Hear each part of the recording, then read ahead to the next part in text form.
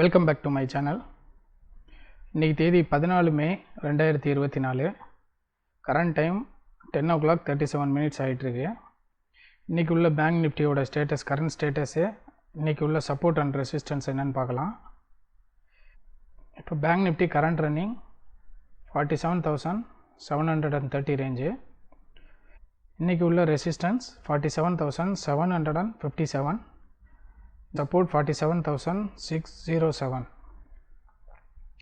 Morning பார்த்தீங்கன்னா market in between support and resistance உள்ளே வந்து சப்போர்ட்டை டச் பண்ணிவிட்டு எகெயின் மேலே போச்சு. தென் ரெசிஸ்டன்ஸை டச் பண்ணிவிட்டு எகெயின் டவுன்ஃபால் கொடுத்தது. எகெயின் சப்போர்ட்டை டச் பண்ணிவிட்டு எகெயின் மேலே போச்சு. தென் again in between support and resistance உள்ளே வந்தது. இப்போ கரண்ட் ஸ்டேட்டஸை ரெசிஸ்டன்ஸை டச் பண்ணி கேண்டில் ஃபார்மேஷன் ஆகிட்டுருக்கு. Again bank Nifty resistance above மேலே ரிட்ரேஸ்மெண்ட் கொடுத்து கண்டினியூ ஆச்சுன்னா மேலே அப் டைரெக்ஷனுக்கு மார்க்கெட் எகெயின் போகிறதுக்கு சான்சஸ் இருக்குது. இன்கேஸ் ரிட்ரேஸ்மெண்ட் ஆகலை அபவ் த ரெசிஸ்டன்ஸ்னால் down in between support and resistance உள்ள பேங்க் நிஃப்டி வரதுக்கு சான்சஸ் இருக்குது. சப்போர்ட் அண்ட் ரெசிஸ்டன்ஸுக்கு இன்பிட்வீன் பார்த்தீங்கன்னா டிஃப்ரென்ஸு 150 பாயிண்ட்ஸ் தான் இருக்குது. மார்க்கெட் மேபி சைடு வேல போகிறதுக்கு சான்சஸும் இருக்குது. இல்லை அப்படின்னா சப்போர்ட்டை டச் பண்ணி ரெசிஸ்டன்ஸ் கொடுக்கவும், ரெசிஸ்டன்ஸை டச் பண்ணி கீழே வர்றதுக்கு சான்சஸ் இருக்குது. ரிட்ரேஸ்மெண்ட் கொடுத்தா அபவ் போகிறதுக்கு பாசிபிலிட்டிஸ் இருக்குது.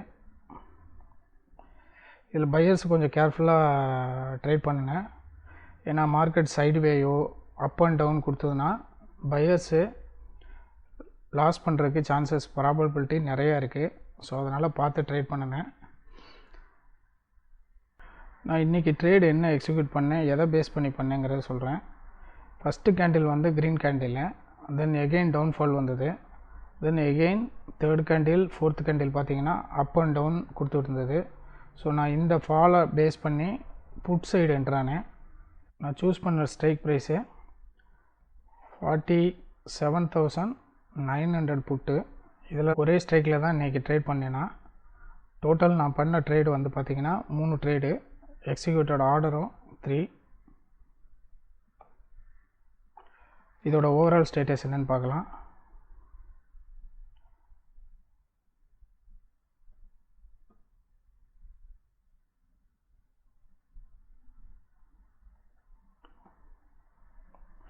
இதோட ஓவரால் ஸ்டேட்டஸ் பார்த்திங்கன்னா ப்ராஃபிட்டு 7,170 க்ளோஸ் பண்ணியிருக்கேன். இது என்ன கான்செப்டில் நான் அந்த ட்ரேட் பண்ணேன்னா ஆல்ரெடி நான் இங்கே எக்ஸ்பிளைன் பண்ணியிருக்கேன். மார்க்கெட் வந்து சப்போர்ட் அண்ட் ரெசிஸ்டன்ஸ் உள்ளே தான் ரன் ஆகிட்டு இருந்தது. ஃபஸ்ட்டு கேண்டில் மட்டும் அபோவ் ரெசிஸ்டன்ஸ் ஃபார்மேஷன் மேலே போச்சு. தென் அதுக்கப்புறம் வந்த கேண்டில் எல்லாம் டவுன்ஃபால் கொடுத்தது. இன்பிட்வீன் சப்போர்ட் அண்ட் ரெசிஸ்டன்ஸ் உள்ளே ரன் ஆச்சு. ஸோ என்னோடய கான்செப்ட்டு சப்போர்ட்டை பிரேக் பண்ணுறதுக்கு பாசிபிலிட்டிஸ் இருக்குதுன்னு சொல்லிவிட்டு ரெசிஸ்டன்ஸ் லெவல்லே நான் வந்து என்ட்ரி கொடுத்தேன். 47,900 புட்டு. ஆனால் மார்க்கெட் வந்து சப்போர்ட்டை பிரேக் பண்ணி டவுன்ஃபால் கொடுக்கல. அது இன்பிட்வீன் சப்போர்ட் அண்ட் ரெசிஸ்டன்ஸ் உள்ளே தான் ரன் ஆகிட்டு இருந்தது.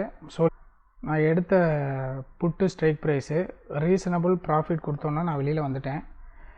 இங்கே பார்த்தீங்கன்னா தெரியும், நிறையா கேண்டில் ஃபார்மேஷன் வந்து சப்போர்ட்டை டச் பண்ணிவிட்டு அபோவ் ரெசிஸ்டன்ஸ் ஃபார்மேஷன் எகெயின் கொடுத்தது. ஸோ இந்த லெவலில் நான் என்னோடய ஹோல்டிங் பொசிஷனை ப்ராஃபிட்டில் புக் பண்ணிவிட்டு வெளியில் வந்துட்டேன். இதுதான் இன்றைக்கி பண்ண நான் ட்ரேடு. ஓவரால் ப்ராஃபிட் நான் புக் பண்ணிக்கிறது 7,170. இன்றைக்கி மார்க்கெட் வலாட்டிலிட்டியாக தான் இருக்குது. அப் அண்ட் டவுன் போயிட்டுருக்கு. சைடு வே மூமெண்ட்டும் ஃபார்மேஷன் கொடுத்துட்ருக்கு. ஸோ இனி ஃபர்தர் நான் ட்ரேட் எதுவும் கண்டினியூ பண்ண போகிறதில்ல.